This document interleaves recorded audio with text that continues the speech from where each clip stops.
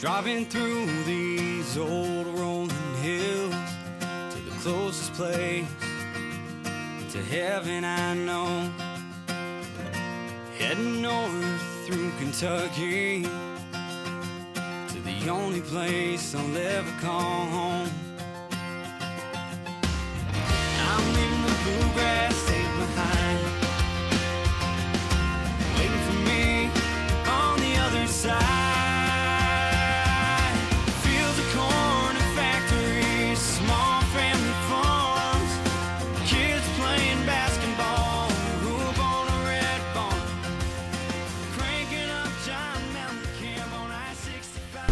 Hey guys, it is a brisk Saturday morning and I am heading out to, right now, the swamp property. Just got in some more mineral. It's been a while. I had a little bit of a delivery issue with some Monsterraxx. I would have liked to gotten out there sooner, but I'm not really worried about it. This is the time frame when I like to really hit my mineral sites hard, especially in Indiana with us having to tear them up all the time before the seasons. But that's what I'm doing today. Hey guys, so I just pulled into the swamp property. Everything is looking green. I mean, his hay fields look great. His alfalfa's coming up strong.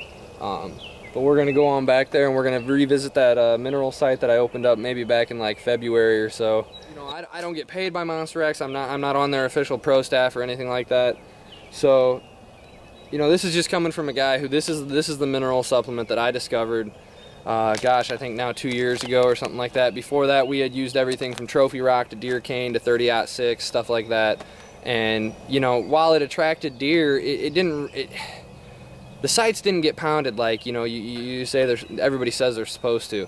So I started doing some of my own research, and that's what I encourage all of you guys to do. I'm not saying Monsterraxx is the absolute only mineral out there that's a true mineral supplement, not just loaded with salt, not just, you know, an attractant basically. There's a lot of them out there, you know, trophy rock. It's basically salt and some other stuff. And if attracting deer is your only goal, I don't see anything wrong with it, and there's a place for everything. Me personally, I wanted to try to give the deer as much nutritional benefit as I possibly could. I just encourage you to look at the ingredients in Monsterraxx, look at the nutritional breakdown of what's in a deer's health, healthy antlers, bone structure, stuff like that, and just draw your own conclusions. You know, a lot of people didn't think Monsterraxx would ever even have a chance of working, mainly because of the low salt content in it. You know, a lot of people said it's way too low, it's not going to succeed, you're not going to get deer to come to it. But I'm going to be honest, Monsterraxx attracts deer. Monsterraxx attracts deer. Monsterraxx attracts deer. I have never started a site that I didn't have deer activity on, and it's gotten to the point now where it's not a big deal that I have to shut it down every hunting season, because it only takes a matter of weeks for them to re-find it. And a new site, if done properly, I've discovered, you know, you might have to boost maybe 2 bags that first time or something like that, but the deer will find it and they will hit it hard. You know, they'll dig a hole. I remember when we first started, we had been using 30-06, and myself and my father thought that 30-06 was a pretty good mineral. It was the best one we had found.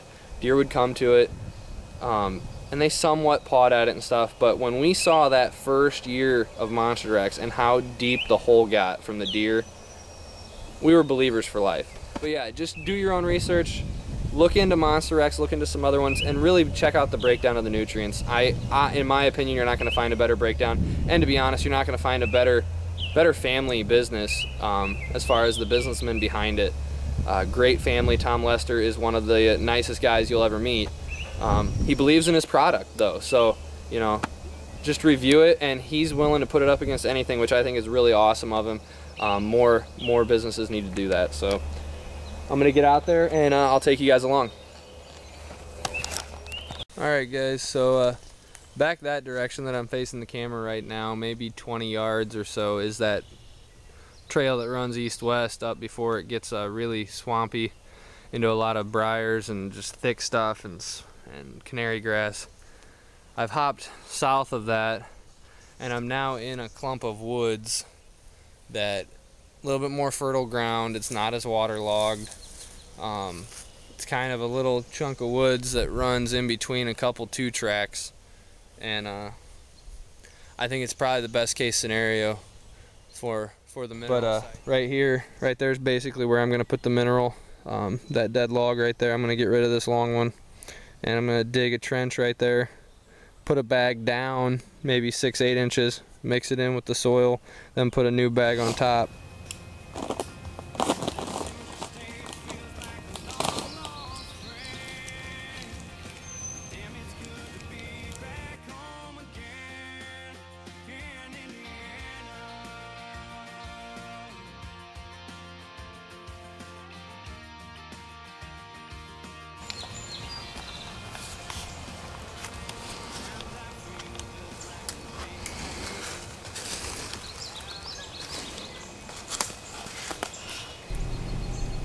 Hey guys, so it's right after work. It's Tuesday afternoon. I'm gonna head out and put up a camera on that mineral site over at the swamp property that I forgot to do when I actually started the mineral site. It'll be interesting to see if any pawing is already happening. I bet you there is.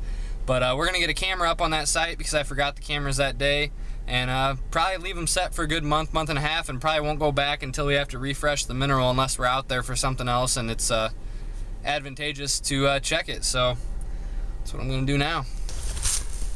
So it's only been 3 days.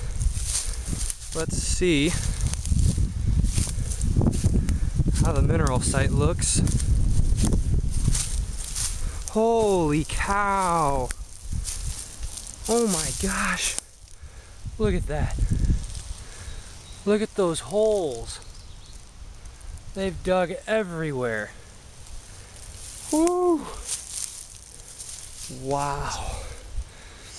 Now that's impressive. I didn't even expect it to be tore up that much. That's less than 3 days since we put the mineral out, and it is tore up. So, wow. I'm gonna get a camera up here, get it set, and get out of here. I'm in my work clothes, so this site may be a little fussy for a couple days, but I'm fine with that. You know, I want them to know I'm in here. I want them to get comfortable with my scent a little bit. This is the perfect time of year. I'm not worried about it so much. They'll come to it. I don't care if it's at night for a little bit. But that is impressive. Check that out again. Look at those holes. Hopefully this camera's catching it, but I mean there's divots, and there's a 1/2 foot to a foot deep hole on this side and about 8 inches on the other side. Look at that. Wow. That's Monsterraxx for you. I'm gonna go grab the camera, but I've yet to have a Monsterraxx site that is not hit. That may be the quickest and the hardest I've ever seen a Monsterraxx site get hit though. So that's awesome. And you saw firsthand, less than 3 days later, what it can do. That is awesome. Hopefully we're gonna be getting some pictures of RD, Houdini, all-wheel drive, the 3 biggest bucks from last year that lived, and maybe even a couple more new ones this year that might waltz their way onto our hit list. This is Ty, gonna go grab a camera, put it up, check back with you later.